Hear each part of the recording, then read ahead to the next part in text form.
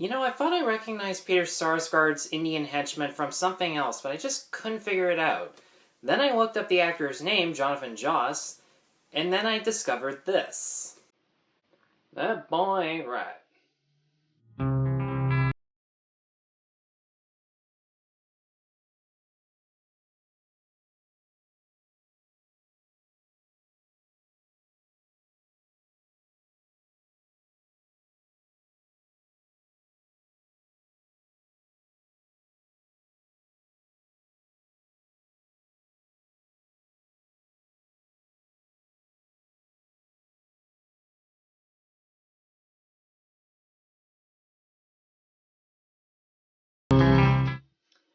Hi, I'm Tyler, and I'm here to let you know that the 2016 edition of The Magnificent Seven is no perfect movie. So in this version of The Magnificent Seven, when a village is under the siege of a corrupt baron, played by Peter Sarsgaard, they hire 7 men: bounty hunter Sam Chisholm, played by Denzel Washington, gambler Josh Faraday, played by Chris Pratt, sharpshooter Goodnight Robichaux, played by Ethan Hawke, tracker Jack Horn, played by Vincent D'Onofrio, assassin Billy Rocks, played by Byung-hun Lee, outlaw Vasquez, played by Manuel Garcia Rufo, and Comanche warrior Red Harvest, played by Martin Sandsmeyer, to protect them from Bogue and his men. Even if their characters are a little limited in terms of depth, the 7 main stars do a great job at portraying a lot with very little. You genuinely believe that Denzel Washington is a very capable leader who is very resourceful, using his warrants and his wanted posters as a bounty hunter in order to capture possible recruits for the mission. He even buys Chris Pratt's horse in order to recruit him and claims, "It's my horse," in order to make sure that Pratt follows and obeys him at all times. And even though Chris Pratt is his usual comedic self, and it is very enjoyable, he actually has a more mature side to him when he needs to be in terms of teaching the villagers on how to fight. When he's giving them lessons on how to shoot, he does not hold back on the fact that they are inexperienced and sometimes completely incapable. He even uses a card trick in order to test their speed at drawing, only to pull a gun out from under the rug and point out that they can't fall for distractions and they need to be concentrated at all times, and I really enjoyed that. Martin Sandsmeyer doesn't have a ton to work with. He does have very minimal dialogue. A lot of it is even in Comanche, but there are many implications as to the fact that maybe he does join the other 6 out of fate. He does mention earlier on that his past tribe says that he has to follow a different path, and when he does meet up with the original 6 and Denzel happens to speak Comanche, I think he took that as a sign as, this could be the different path, this could be the way I find some purpose, and I actually thought that was very clever. Ethan Hawke, in my opinion, has easily the most fleshed out character as this former Confederate soldier who takes this job out of loyalty for Denzel as a friend, despite the fact that he's absolutely scared shitless to even shoot his gun.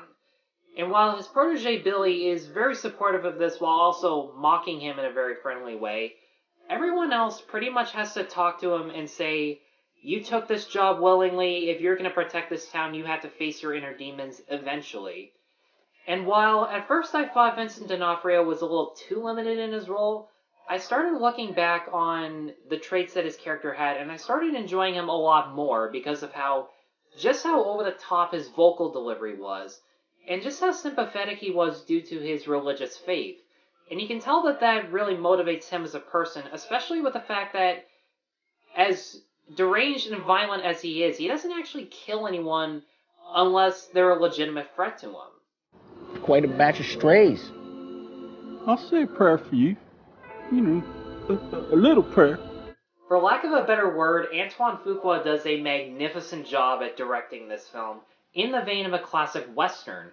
When Denzel Washington is first introduced, he's a complete silhouette. We never fully see his face until his feet walk into a bar and the camera rises up to his face as everyone in the bar looks at him in fear.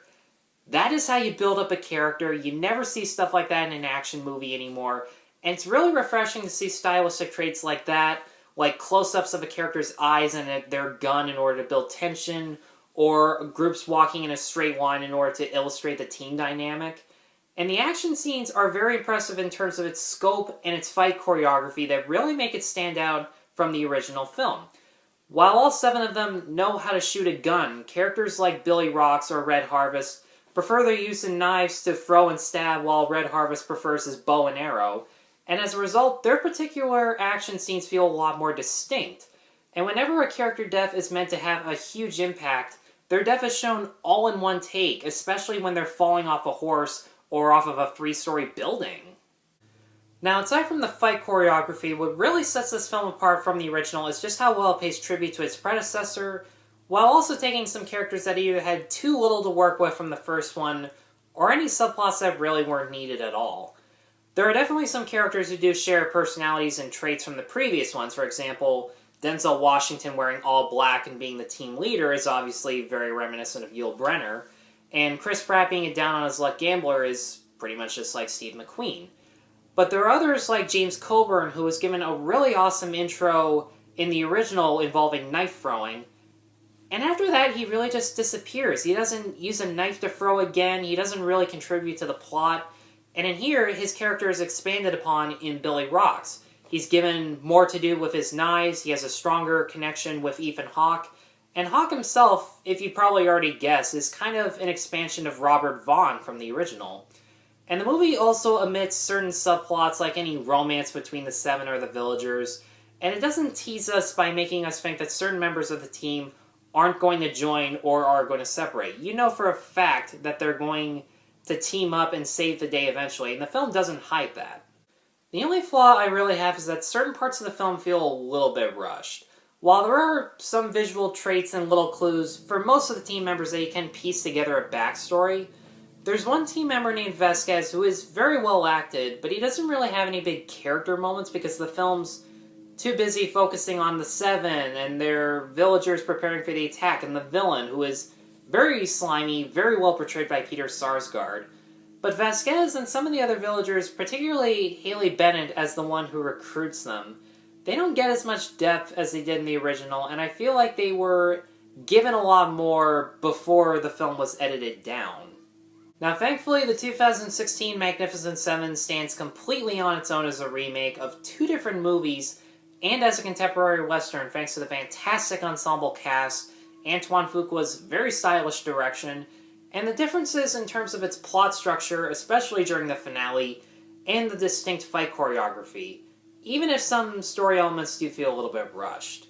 And for that reason, I'm going to give the 2016 Magnificent Seven a 4 out of 5.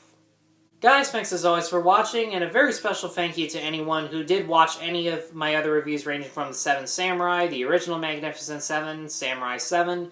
If you haven't seen those reviews and you'd like to, just look down in the description below and you'll find them. Be sure to like, subscribe, check out my other reviews at NoPerfectMovie.com. Thank you all so much for watching. Take care.